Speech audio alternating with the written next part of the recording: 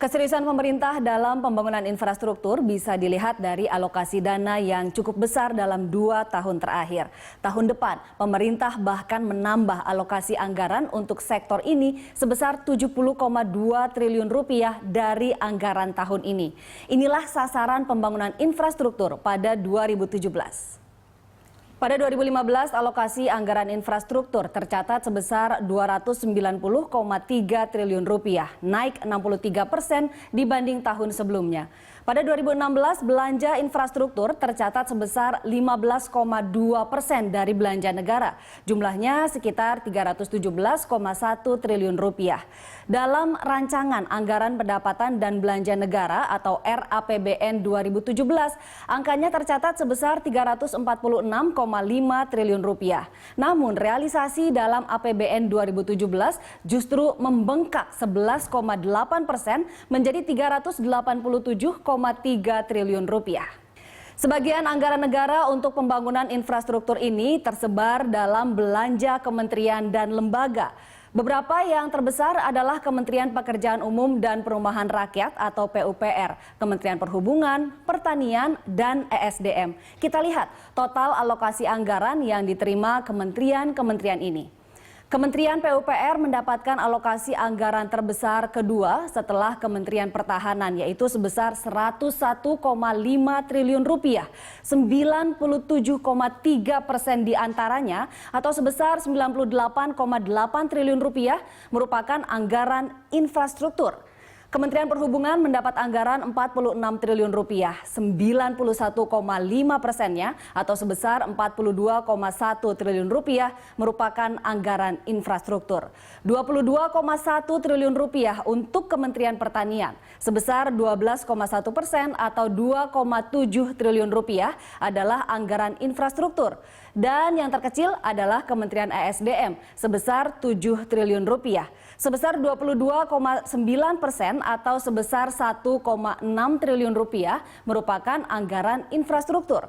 Selain kementerian lembaga, anggaran infrastruktur juga disalurkan lewat non-KL, transfer ke daerah dan dana desa, penyertaan modal negara atau PMN, dan Badan Layanan Usaha Lembaga Manajemen Aset Negara atau BLU-LMAN.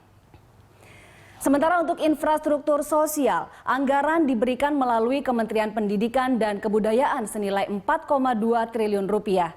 Kementerian Agama 1,2 triliun rupiah.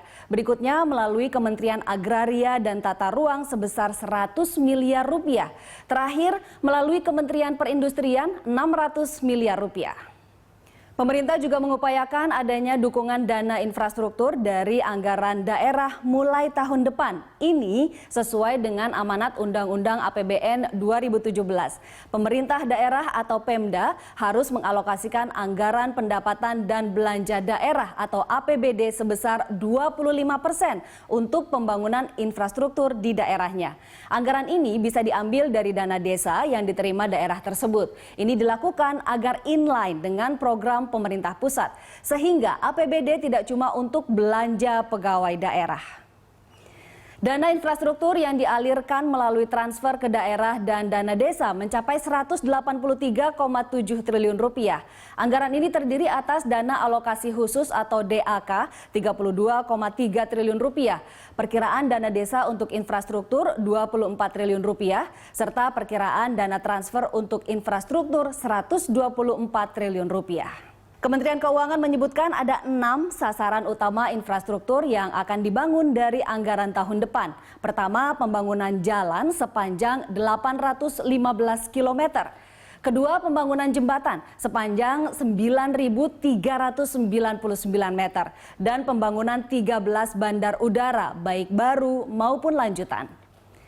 Berikutnya, pemerintah juga menyasar pembangunan dan pengembangan fasilitas pelabuhan laut di 55 lokasi yang tersebar di seluruh Indonesia. Kelima, pembangunan jalur kereta api tahap 1 dan lanjutan sepanjang 550 km spur.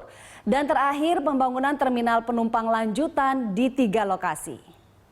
Anggaran infrastruktur juga dialokasikan untuk program-program perlindungan sosial. Ini meliputi program Keluarga Harapan yang menjangkau 6 juta rumah tangga sasaran.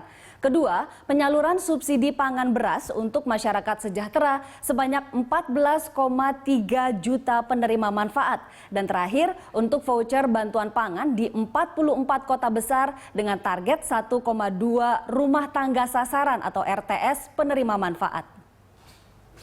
Direktorat Jenderal Perimbangan Kementerian Keuangan menambahkan ada satu jenis dana alokasi khusus atau DAK yang ditujukan untuk mendanai kegiatan khusus, yaitu pendidikan, kesehatan, air minum dan sanitasi, jalan, pasar, irigasi, dan energi. Untuk mempercepat penyaluran dana ini, pemerintah akan melanjutkan penyaluran dana alokasi umum atau DAU dan dana bagi hasil atau DBH dalam bentuk penyaluran non-tunai melalui surat berharga negara atau SBN.